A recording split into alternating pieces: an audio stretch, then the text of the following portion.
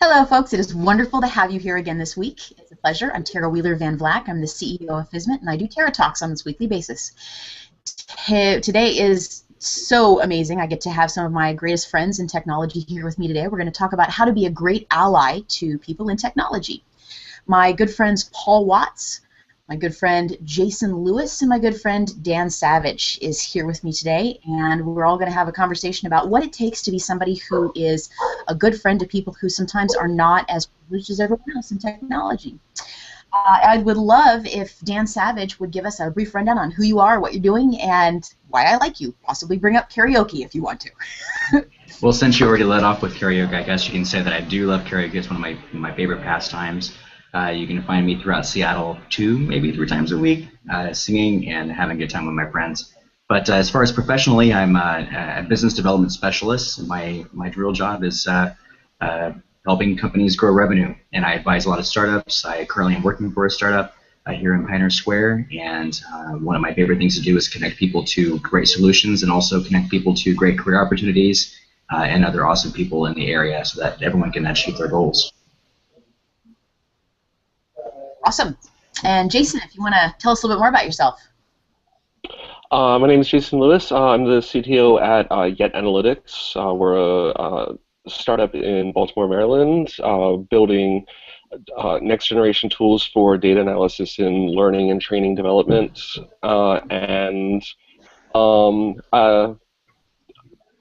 I got invited here because apparently I can manage to argue on the internet civilly.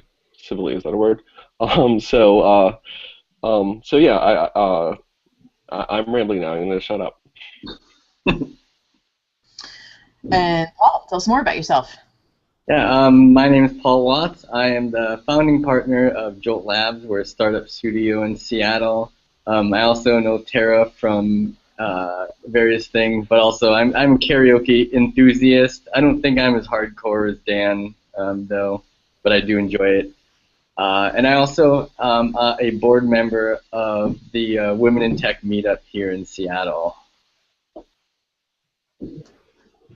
Very, very cool. I am so glad to have you guys all aboard with me. And the reason that we're having this conversation is I have seen some of the people who are watching this already have seen some of the stuff that happens when people who call themselves allies screw up in technology. They do so publicly, and one of the reasons why I have these guys aboard is many of you may not know who they are.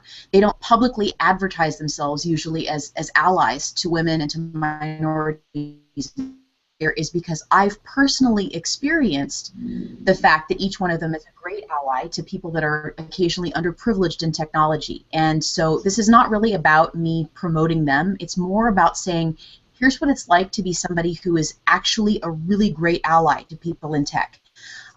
So the first question that we had for a lot of you folks is, why don't you make more noise about what you're doing to support women in technology? Why do you stay behind the scenes and support women and minorities quietly in tech? Can you, just jump on in and answer as you see fit. Well, I can start with that because I actually did. I think Tara and I met at one point. I think we met each other before that, but I did started doing a project that was really about telling the stories of women becoming computer programmers. I did a Kickstarter. It didn't succeed, and there's plenty of lessons that I took from that. But one of the lessons is that it's when you're talking about the issue of women in tech, just think about it as a space. And when you enter that space, you have to be very careful about how you enter that and how you take up that space, because it's a limited space, and if you're taking it up, you might end up taking up space where other women might actually be able to have their voice heard. So it's about getting the particular voices that are most important, which are other women's voices, rather than taking up space with your own voice. Now, obviously, this is particularly about male allies, so I don't really mind being right here. But when you're in the broader space of this this issue, it's best not to be too vocal about it as a man.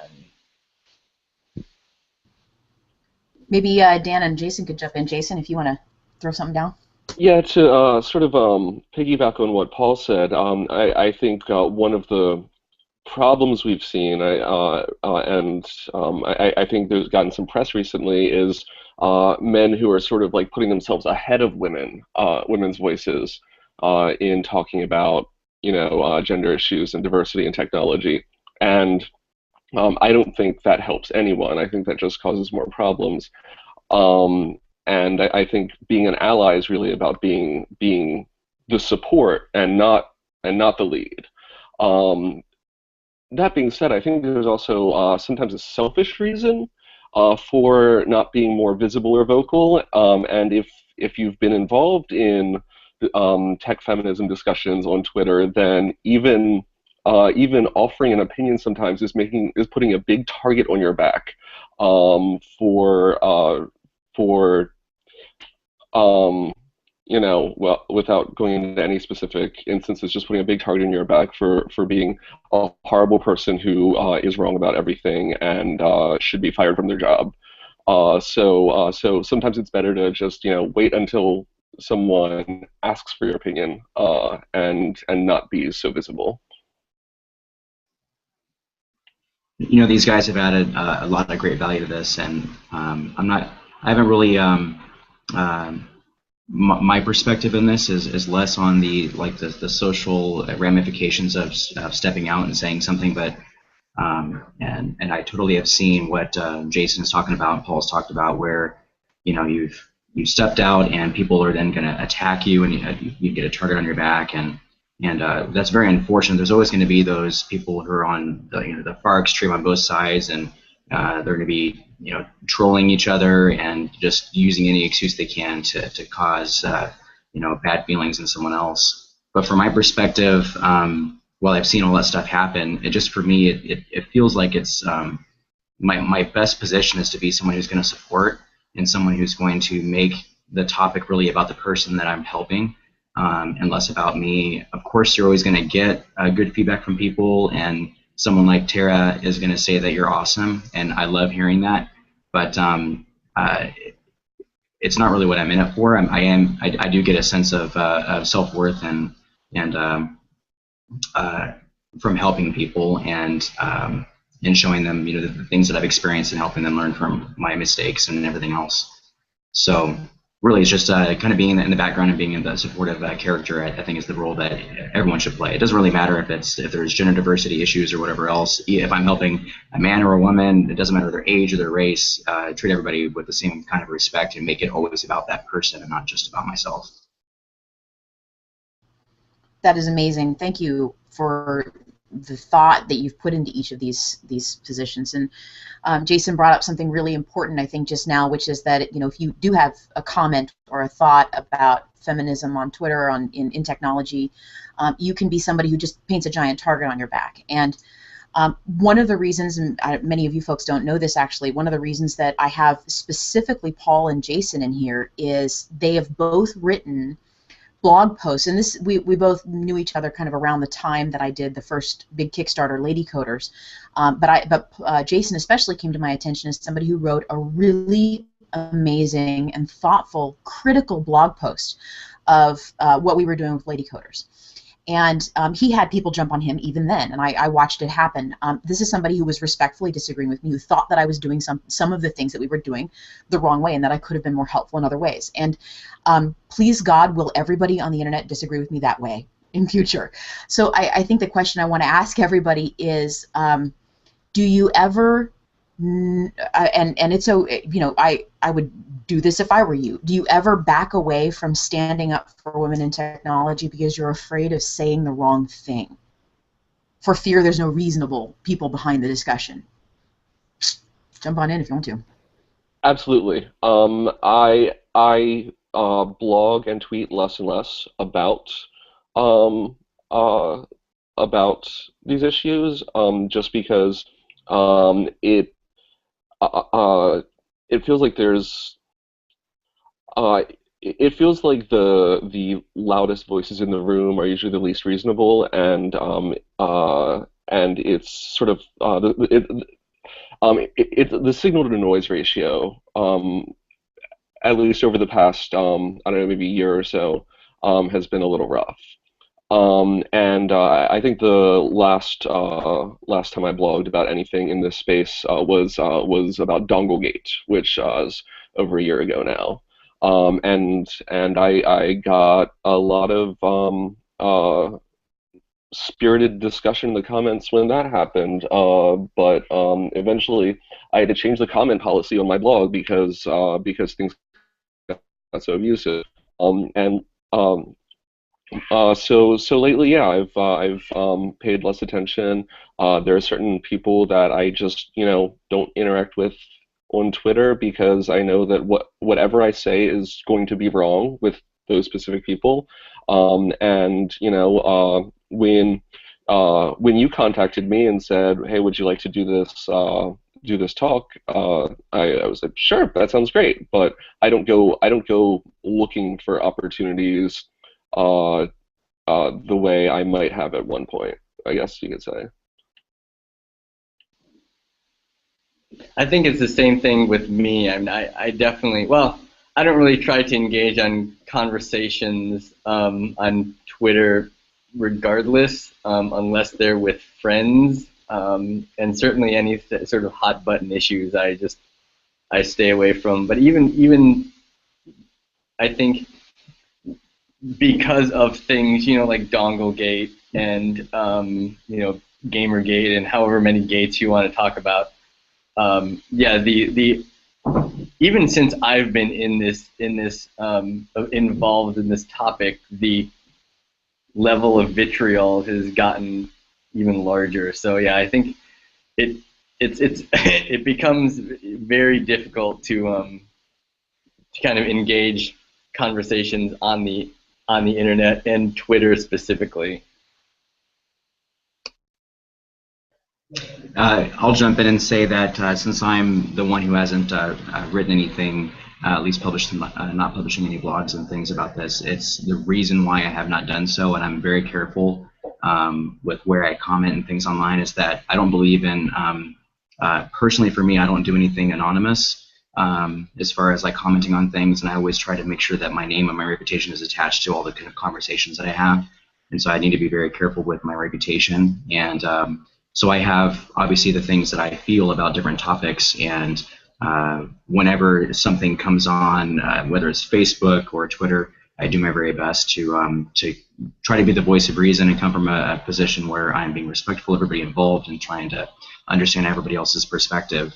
The only problem is that no matter what you say, like Jason has said, you're gonna find somebody who's going to be very unreasonable and is going to just pick apart your message, and or even attack you as a person without even listening to your message. So that certainly is a deterrent for me personally.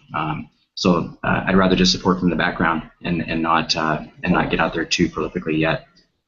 If this landscape ever changes, I'll gladly begin writing things and putting things on the internet and whatnot. But until that happens, it's definitely a deterrent.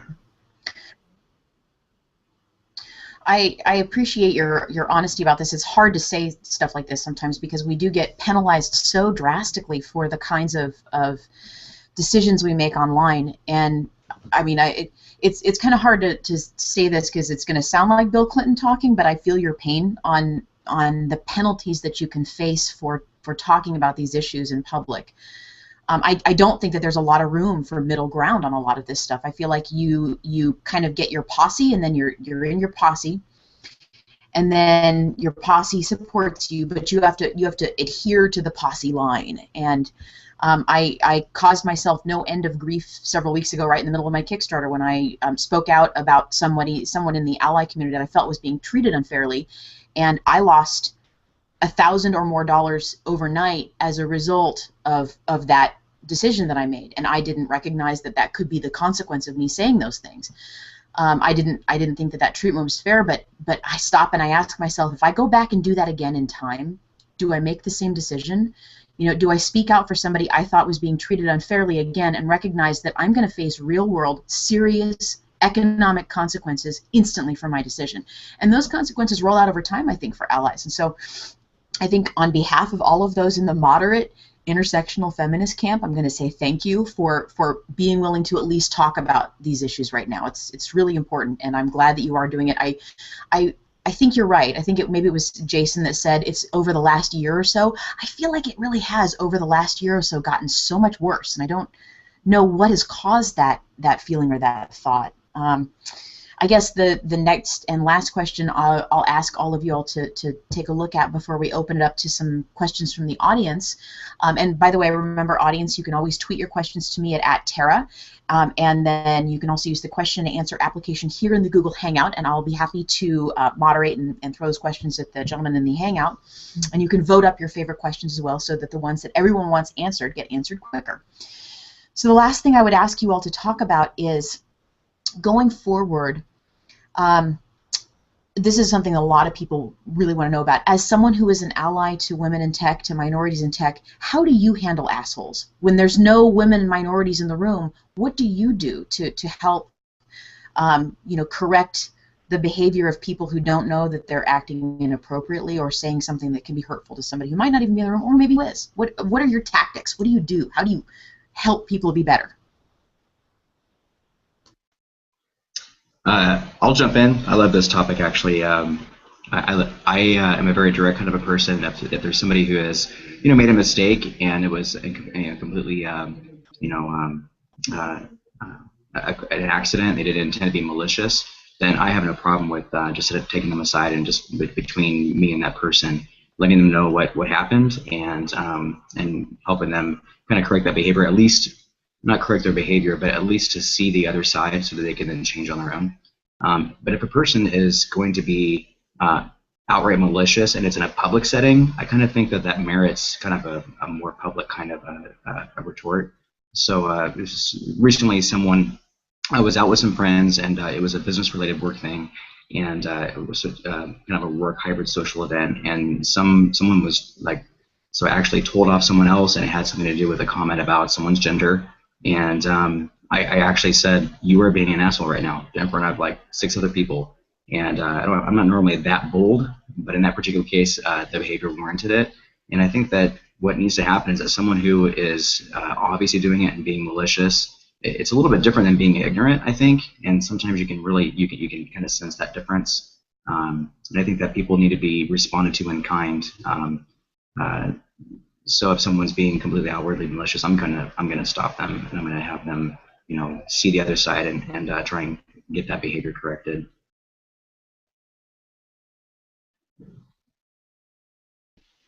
So for me, I don't really find that many like really out and out assholes. Maybe I'm just hanging out with the wrong people. In terms of my internal company, you know, where I'm at with Jolt Labs, you know, it was very my intention to create a very inclusive and diverse culture, and we actually have a pretty diverse, you know, technical staff, even being a startup, and that's very much intentional. And one of the things that, you know, was a challenge was just calling people out on some of the, you know, very minor, subtle sexism that occurs in terms of, you know, I would just say almost legacy code that people actually have in their brains. You know, just small things that just as soon as you get attuned to some of these things that you know are wrong, and you know that people could phrase things better, and if people are receptive to that, you know, and to say, hey, this is a way you can actually phrase things better. I mean, I've gotten people to, you know, start using you know, gender in specific pronouns and things like that, and very much just understanding, you know, how they speak, and really it comes down to, if people challenge you on why that's important, you just have to kind of speak from knowledge and experience about what you've heard from your friends, and people in this space, women in this space, and just if there isn't somebody there, just speak with their how with you want to kind of echo what they might say if they're not there. I think that's how I would put it.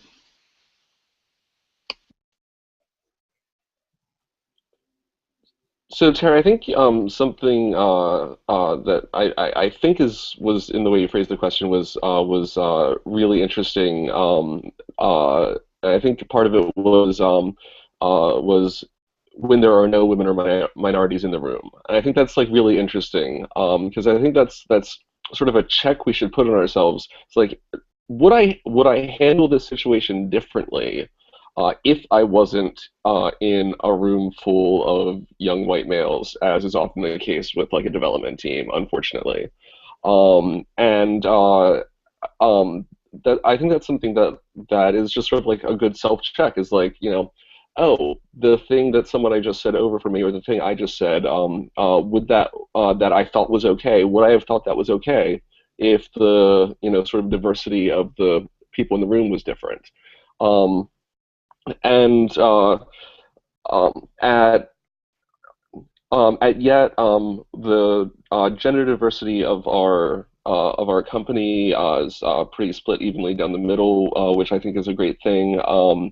But over the summer we had a couple of interns, and the dev room was for white guys, um, and uh, and even though everyone at the office has a pretty wide-ranging sense of humor, I guess would be the nice way to put it. And most things are okay. Every now and then, like one of the interns would say something that was just like, did you really just say that? And so I think it was like an opportunity because the rest of us in the company sort of knew everyone's boundaries, and then it was just sort of like, yeah, that's really, really not okay, and sort of explaining the difference between, uh, like um, the haha, I know you, and no, you don't really mean that sort of thing kind of humor, and the uh,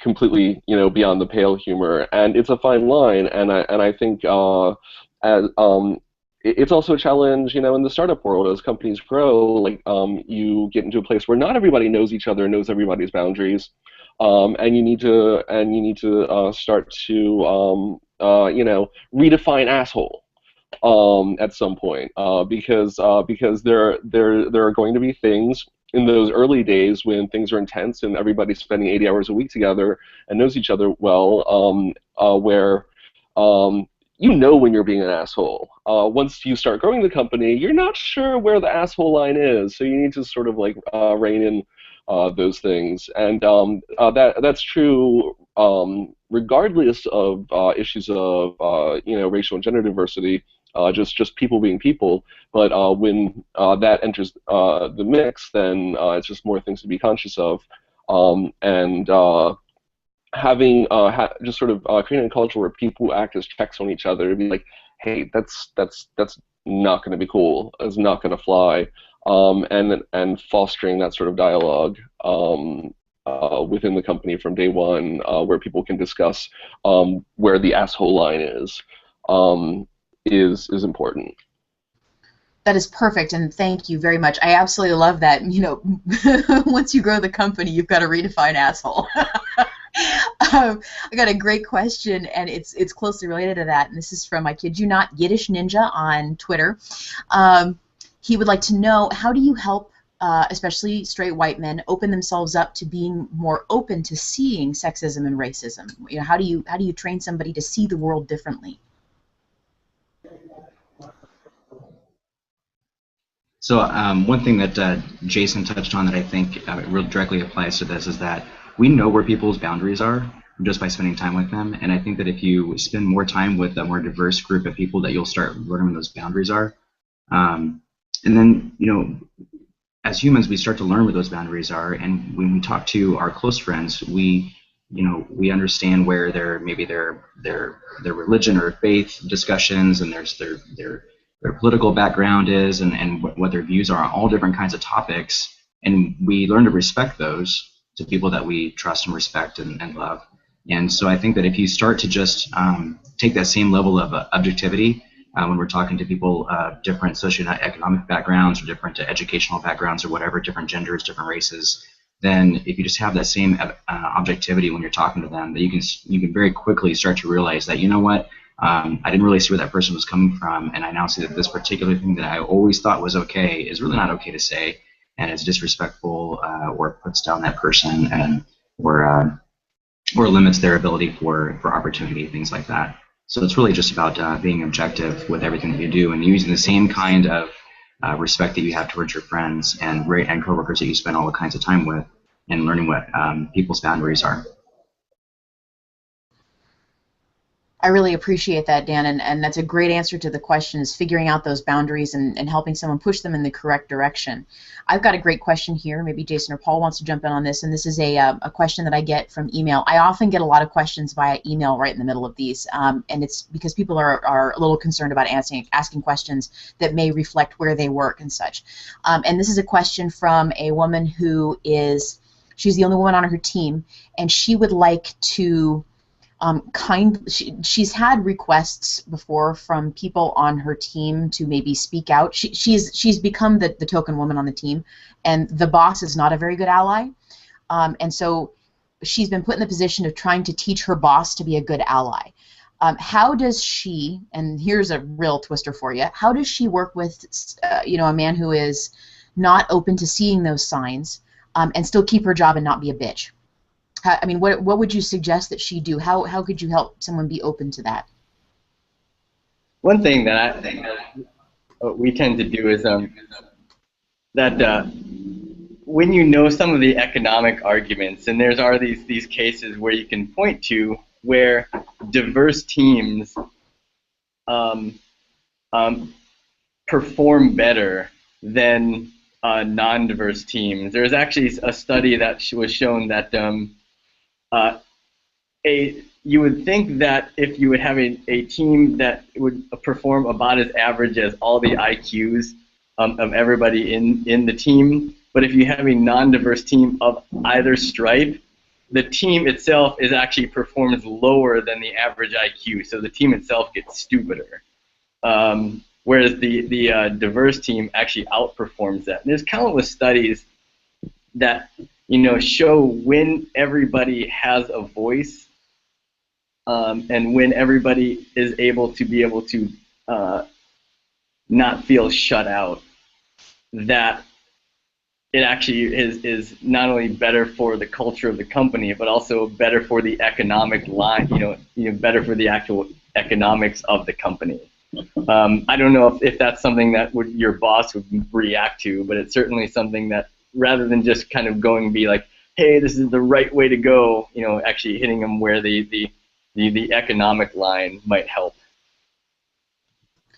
Spectacular, and thank you very much for that, Paul. Is showing the logical reasons why you would want to be a good ally and have diversity on your team is often by far the most effective way to have that conversation. I've got one last question from the audience now, and I'll ask Jason if he could possibly to answer it. It's a question that came up a little earlier today. I was actually working with a gentleman, a good friend of mine, who has just hired the first woman on his team, and he reached out to me and said, how do I make this woman feel comfortable? And I was like, well, let's start with not making a big deal out of the fact that she's the only woman on the team, but here are some of the signs of the things that you can look for. And I explained here's what gaslighting looks like. Here's what seeing somebody be constantly interrupted looks like. And so, Jason, what I guess I'd ask you is, how could you help a male manager who's hiring the first person who could be considered diverse, whatever that means, onto their team to not be a jerk and to be a good friend and open to correction? What would be the advice that you would give that man who wants to be a great ally and doesn't really necessarily know quite how yet? I think you pointed out some of the main things, like here's what gaslighting looks like. Sort of just like knowing what some of the big obstacles are for being the first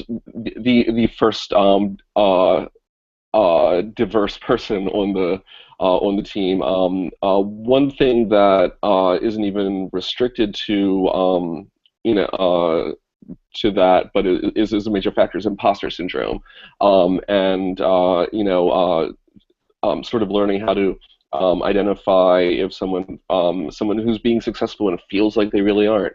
But I think the main thing is listening and watching, and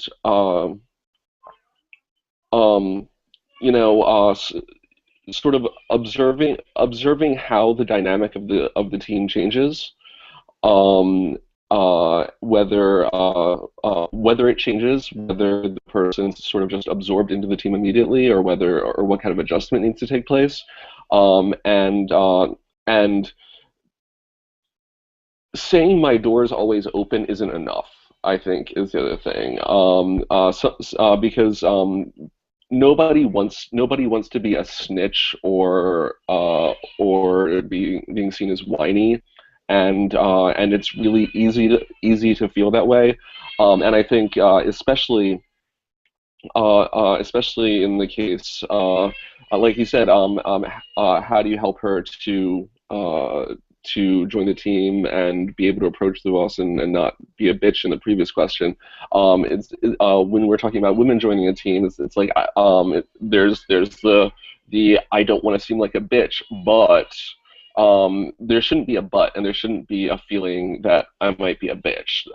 There should just be something's wrong, and here's either I need your help to address it, or here's what I suggest as a solution to address it. And just like making sure that those lines of communication are always open, and that it's clear to everyone on the team that if there are any issues within the team dynamic for anyone, whether it's from another man on the team who wants to be an ally, being able to communicate or whatever, that openness and transparency is available. Thank you so very much, Jason. This has been an extraordinary experience. I've been so glad to have you guys here with me today. And it's actually kind of accurate for the first time in a while. I've been trying to purge the word guys from my vocabulary, but you're all dudes, so it works. Okay. I would love it if each of you could give your best one sentence of advice to people that want to be better allies. If you jump on in if you've got a great one. I just say that treat every single person that you meet, it doesn't matter who they are, with complete and total respect, recognizing that they are human first, and recognize that they all have different viewpoints and they are all valid.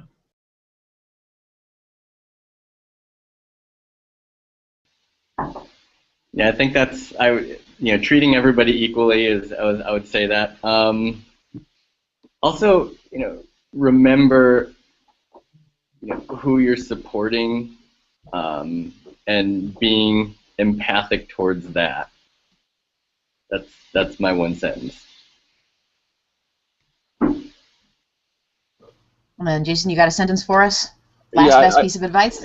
I think my one sentence is don't be an asshole, except sometimes you're going to be an asshole, and just own it, and don't quit because you were accidentally an asshole. That was brilliant. I'm not sure it was a sentence, but it was hella good advice.